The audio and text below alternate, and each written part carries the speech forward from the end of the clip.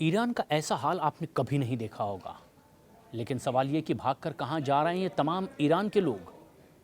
क्योंकि ईरान में अमेरिका और इजरायली अटैक से लोग ज़बरदस्त संकट में हैं। ईरान के लोग अब सस्ता राशन और इंटरनेट के लिए भाग भाग कर कहीं जाते दिखाई दे रहे हैं, क्योंकि उनके पास राशन की कमी है। महंगाई बेहिसाब बढ़ती चली जा रही है। अपनों को छोड़कर काम की तलाश में भी वो भाग रहे हैं। हाजी उमरान क्रॉसिंग दरअसल खुल गया और ऐसे में ईरान के लोगों को थोड़ी सी राहत मिली है भागने के लिए, क्योंकि युद्ध और महंगाई ने ईरान में हालात बद से बदतर बना दिए हैं। ईरान अभी जंग की आग में लगातार जलता जा रहा है और ये आग आगे और भड़क सकती है। अमेरिकी इजरायली अटैक ने ईरानी लोगों की ज़िंदगी को ज़बरदस्त तरीके से संकट में डाला है। युद्ध ने उनकी ज़िंदगी को बदतर कर दिया है। वो अब ईरान छोड़कर इधर उधर भागने की कोशिश कर रहे हैं। कोई सीमा पार करके अपनों के घर जा रहा है, तो कोई अपनी भूख मिटाने और ज़रूरत की चीज़ों के लिए बॉर्डर तक क्रॉस कर रहा है। बिल्कुल सही सुन रहे हैं आप, यही हालात ईरान में है। ईरान के लोग अपनी ज़रूरतों को पूरा करने के लिए, ज़रूरी सामान लेने के लिए ईरान की सीमा तक लांघने को मजबूर हैं, और वो इज़राइल का रुख है, क्योंकि उसके ख़िलाफ़ तो यहाँ जंग छिड़ी हुई है। और ऐसे में ईरान के लोग अब भागकर खाली थैला लेकर इराक़ जा रहे हैं, ताकि उनकी ज़िंदगी की ज़रूरतें पूरी हो सके। ईरान इराक़ बॉर्डर पर हाजी उमरान क्रॉसिंग को खोल दिया गया, और ऐसे में यहाँ एकदम से जीवन की तस्वीर बदलती दिखाई दे रही है ईरानी लोगों की। युद्ध के बाद ये पहला दिन था जब ये बॉर्डर खोला गया। दर्जनों ईरानी परिवार उत्तरी इराक़ के कुर्द क्षेत्र में घुस के चले गए। झोले में सस्ता चावल, तेल, सिम कार्ड और उम्मीदें भरकर वो वहाँ से वापस ईरान में दाखिल हो रहे हैं। अमेरिकी इजरायली हमलों और आसमान छूती महंगाई की वजह से ईरान को इतने बर्बादी तक पहुंचा दिया गया है कि लोग अब सिर्फ जिंदा रहने के लिए वहां से भागते दिखाई दे रहे हैं। ईरान के लोग बड़ी संख्या में इराक़ में घुस रहे हैं। बस बॉर्डर खुलने का इंतज़ार उन्हें था, और खुलते ही उनकी भागम भाग इराक़ की तरफ दिखाई दी, और मकसद सिर्फ इतना कि वो चीज़ें हासिल कर सकें जिससे ज़िंदगी उनकी चल सके।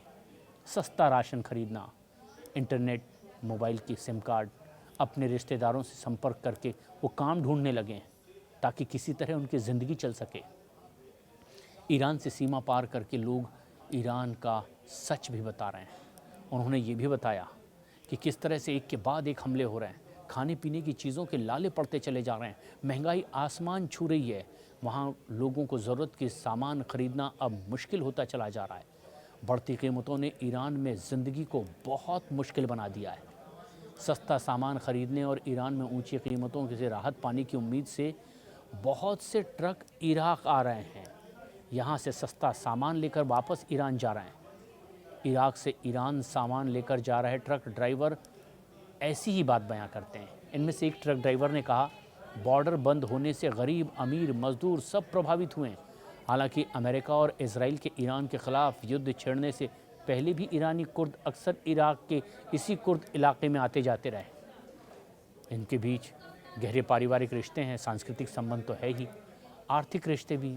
और सीमाएं जब खुल गई है तो इससे लगातार व्यापार और ज़्यादा नियमित रूप से आवाजाही में दिखाई दे रहा है। जंग के बाद सीमा बंद हो गई थी। सीमा खुलने के बाद अब इराक़ का कुर्द इलाका युद्धग्रस्त क्षेत्र में फंसे ईरानियों के लिए बाहरी दुनिया से जुड़ने का एक नया जरिया बन गया है।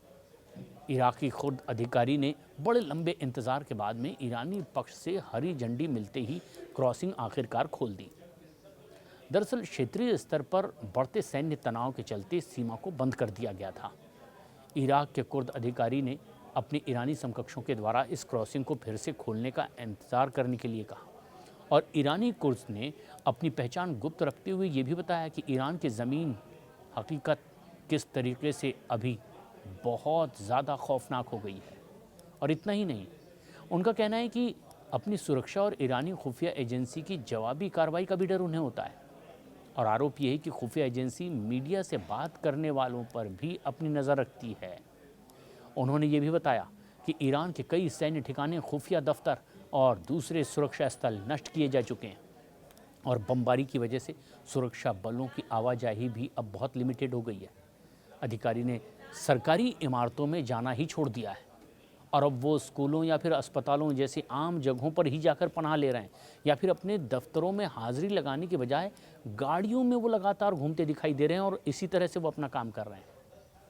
पीरान शहर की रहने वाली एक कुर्द महिला ने बताया कि सीमा पार करके वो अपने रिश्तेदारों से संपर्क करने के लिए आई है। रोज़मर्रा की ज़रूरी चीज़ें खरीदने के लिए इराक आई है। 15 किलोमीटर का सफ़र उसने तय किया और उसने कहा कि एक फ़ोन कॉल करने के लिए वो सिर्फ यहाँ पर आई है।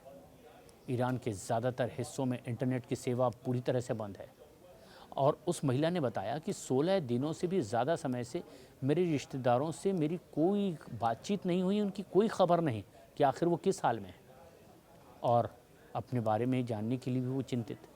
उसने बताया कि देश भर में इंटरनेट पूरी तरीके से ईरान में बंद हो चुका है।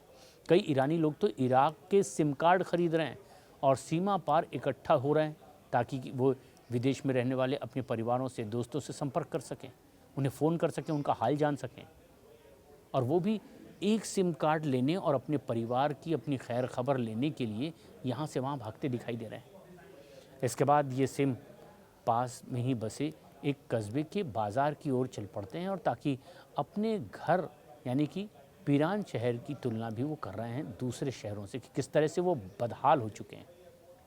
बहुत कम कीमत पर राशन खरीदते हैं। उन्होंने बताया कि कुछ बुनियादी ज़रूरत की चीज़ें मसलन चावल है, खाना, तेल, दाल, नमक, मिर्च जो युद्ध के कारण बहुत ज़्यादा ईरान में महंगे हो गए।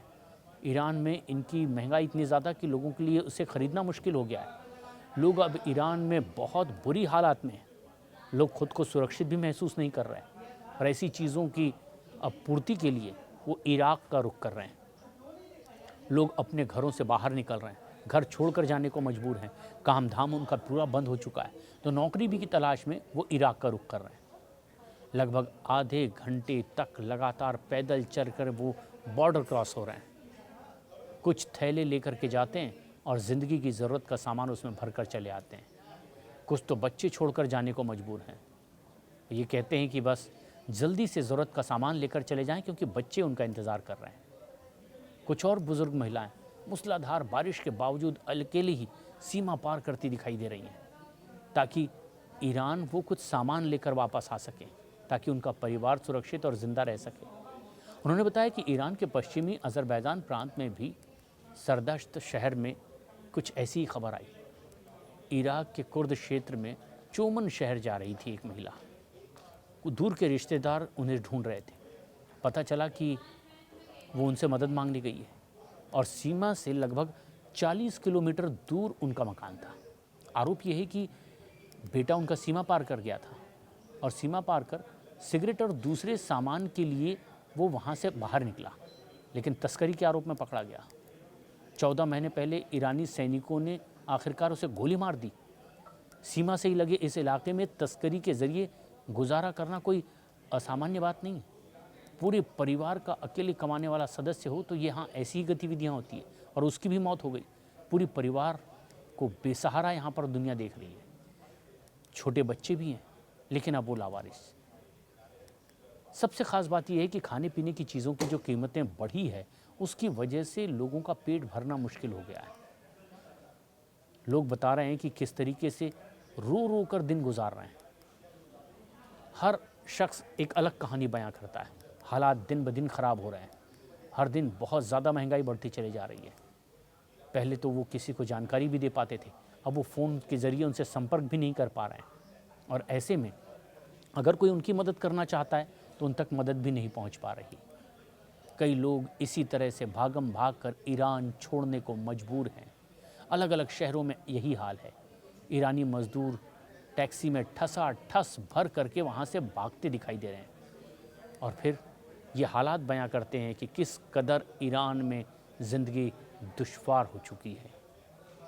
कुछ लोग यहाँ से इस उम्मीद में जाते हैं कि जाकर जल्द से जल्द कुछ ज़रूरी सामान ले आएं ताकि भूखे बच्चों का पेट भरा जा सके, लेकिन जंग फिर भी लड़ी जा रही है। कई ऐसे सवाल हैं जो इस जंग के बीच खड़े हुए हैं, लेकिन ईरान में ऐसे हालात हैं जो शायद दुनिया ने पहले कभी नहीं देखे।